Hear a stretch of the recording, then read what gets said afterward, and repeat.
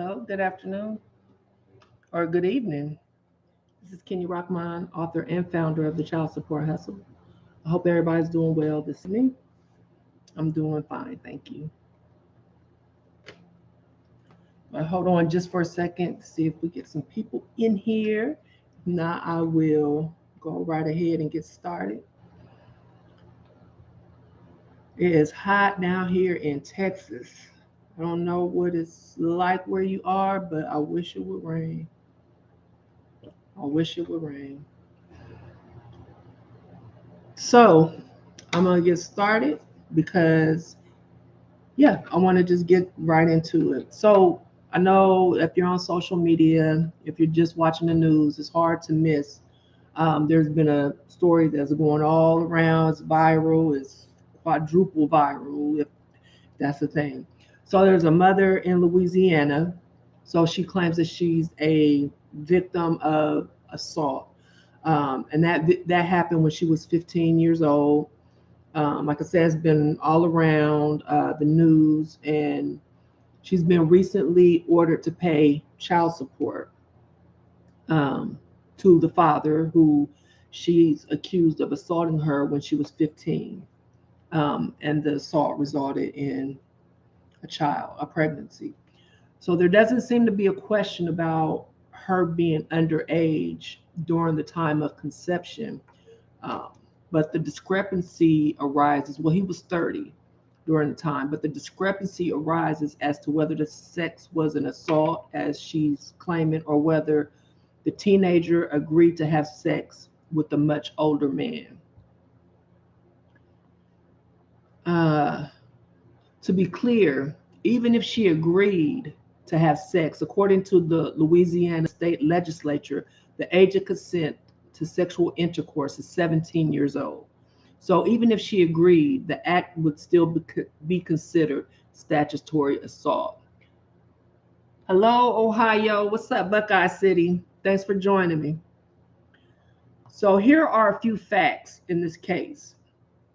This is from the investigative investigation unit at WBRZ 2 out of Baton Rouge, Louisiana. So the mother's name is Krista Abelseth, Abelseth.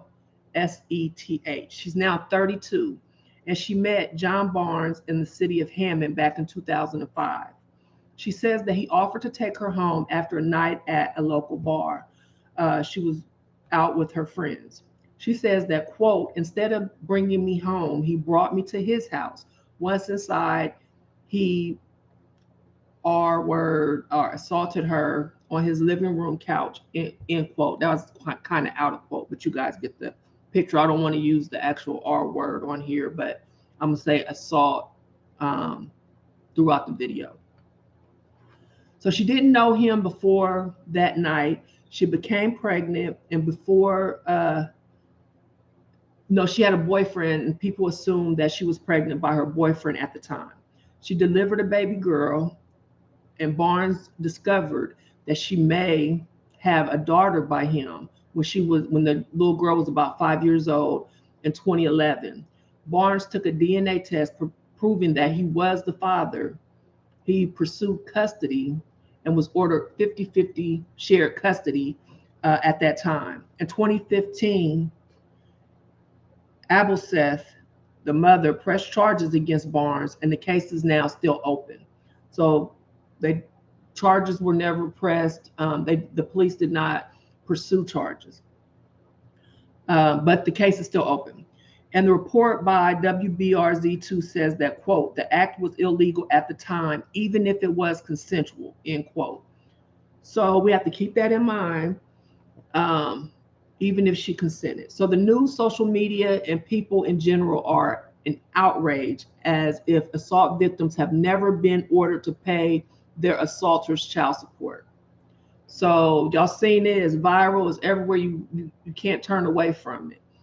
So the news anchor described this story as bizarre, outrageous, insane, and that people were flabbergasted over her being forced to pay her assaulter child support. but male assault victims have been paying child support to their victimizers for years. This has been going on for a long time. It just doesn't get much media attention, which is not unusual in cases where males are assaulted, where any of this stuff happens to men when they are victims. For instance, one of the most famous cases that I remember hearing about was back in 2014, and the victim, Nick Olivia, Oliva, and this case was out of Arizona. And I remember I had just started advocating, and we were Facebook friends. I friended him. So USA Today did a story on Nick, and here are the facts in his case. He became a father at 14. He didn't find out until 8 years later that he was a father. And while he was in high school, he had sex, or I should say this 20-year-old woman had sex with him. State law says a child younger than 15 cannot consent with an adult to have sex under any circumstances. Nick was served child support papers when the child was 6 years old. He ended up having a daughter, or they ended up having a daughter. After all was said and done, and he went to court and everything, he owed $15,000 in arrears and medical bills, plus 10% interest. And this is on a child he knew nothing about, from a woman that was, 6 years older than him, and he couldn't consent. The state seized money from his bank account once they had that order established, and he was garnished from that time forward $382 a month for child support. USA Today did a story on it, and it was kind of widespread, but it wasn't as widespread as this story, and it didn't get as much attention as this story is getting right now. Another case that I talked about, and this is when I first started, because I just remember it stuck in my head because, one, this was a rapper, and two, I was just surprised that nobody was really talking about it, and I didn't understand everything about family courts and how biased it was against men and male victims at all. Like I was fresh into my advocacy. So this rapper, his name is Chief Keef, aka Sosa, but his real name is Keith Cozart, Cozart. So back in 2013, Chief Keef was sued for child support by a then 30-year-old woman. Keef was, let me see if I have it, 16. So the mom's name was Erica Early, and she won the paternity suit against Sosa. He was ordered to pay her $2,500 a month and owed her off the rip, because y'all know the Bradley Amendment, $25,000 in arrears just off the case. Like I said, he was only 16 at the time of conception, and she was 26. The age of consent in Illinois is 17. And while I was doing the research for this video, it came up about Chief Keef in an article that in 2019, Early accused the rapper of owing her $500,000. She should be in jail. Like, if this was, I'm gonna stop right there.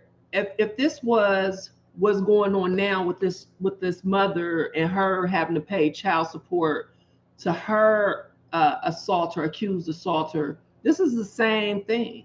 It doesn't matter that he's rich or he's a rapper. He was still assaulted. But it's not all over the place. I don't know if it's because I know it's because he's a male, but are there other issues at hand here? I don't know, but this needs to be addressed because he's a victim too, just like Nick was a victim.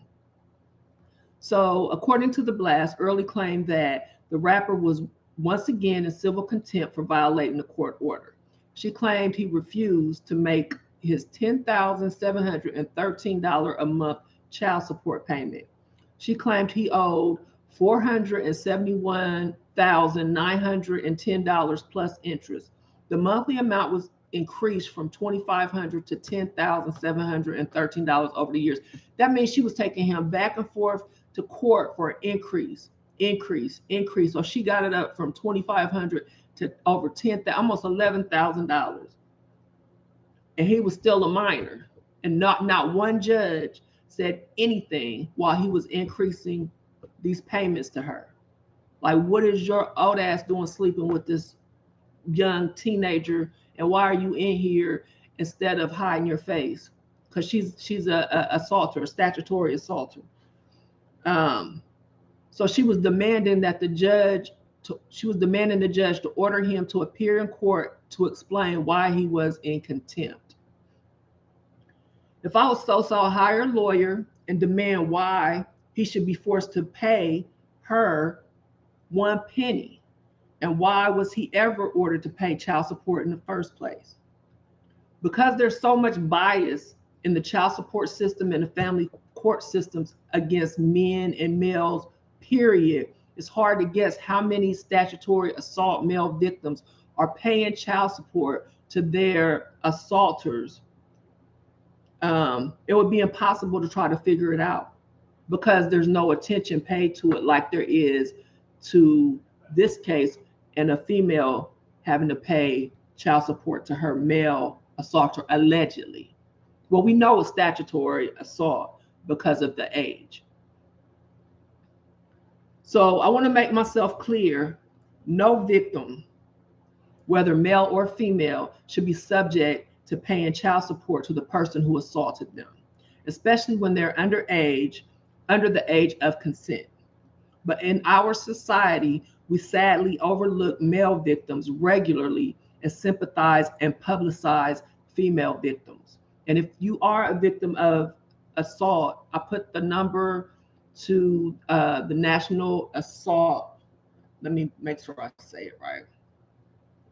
It's called the I'm sorry, guys. National Sexual Assault Hotline. It's confidential and you can call 24/7.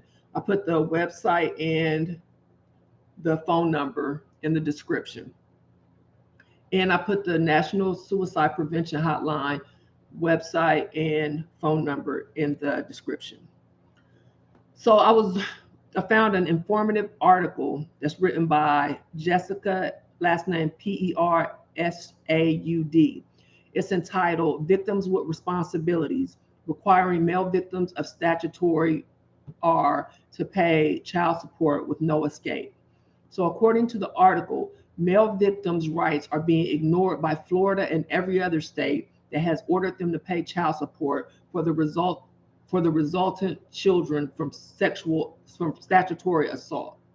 So they're just ignoring it. And she has a detailed report as to why and what can be done about it, the results of making these victims pay child support and be forced into fatherhood too early as teenagers. They suffer damage, just like psychological damage, just like forcing a teenage mother who is a victim of assault into motherhood early. Male victims have repercussions as well. She also says that statutes exist that are supposed to protect both female and male victims, but in reality, when pregnancy results from statutory assault, only female victims are protected against the undesirable ramifications, which we're seeing play out right before our eyes. And once more light is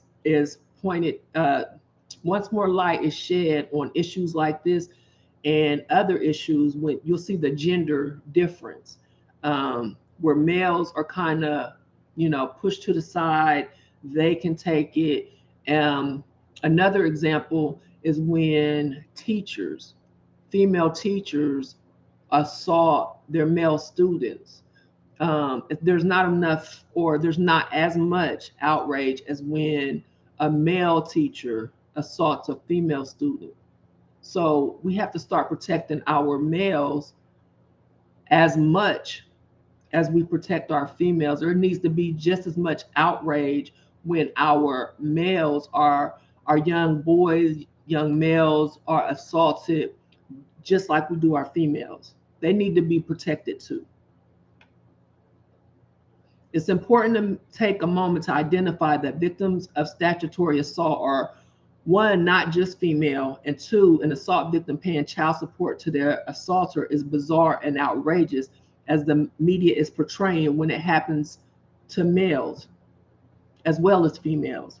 The fact is that when males are victimized, whether it be through personal assault or by governmental systems such as child support or family court, nobody bats an eye. Excuse me. Nobody says anything. It hardly makes the news. Mainstream media just ignores it. But if it happens to a woman, a mother, it's viral in a matter of hours. It's not even a day news cycle. It's viral in hours. As if fathers don't matter. Men don't matter. Males don't matter. And we have got to stop that. Media outlets are mainly silent, and society finds some way to blame men for the assault. But women going through the same exact scenarios receive sympathy, international attention, and people are flabbergasted as if no assault victim has ever been forced to pay child support to their assaulter before. The double standard is problematic and needs to end. Or we just want to keep having victims and people, young guys, being victimized. If anyone says that this situation is unique or outrageous, tell them that they're right. It's insane when it happens to male victims too. It is. It's insane. It's everything that newscaster said. It really is. But we have to start letting people know that this happens to both genders. We have to make people aware that this is just not a one-sided thing. I was on a Zoom call. They had a father summit for the government, fatherhood.gov, today and yesterday. And I'm going to say this real quick and then I'm going to go. But they were talking about, and they had some great speakers on, great inspirational stories. Incarcerated fathers coming on there, how they help out with fathers. But I found it so interesting that they had all these ways that they help fathers get in touch with their kids, pay child support, like just different resources and things like that, and how they wanted fathers to be better fathers. But what I didn't hear mentioned, I don't think one time, was parental alienation, gatekeeping from mothers, like barriers, real barriers that prevent fathers from being fathers. I thought that was really strange. I don't know if it was done accidentally. I asked the questions in the chat and I asked in the Q&A part, but my question was never answered. In fact, somebody said, make sure you keep the question, the chat related to what the speakers were talking about. But there were several people talking, so I don't know if it was addressed to me. Hold on one second, y'all. You know, I gotta stay hydrated.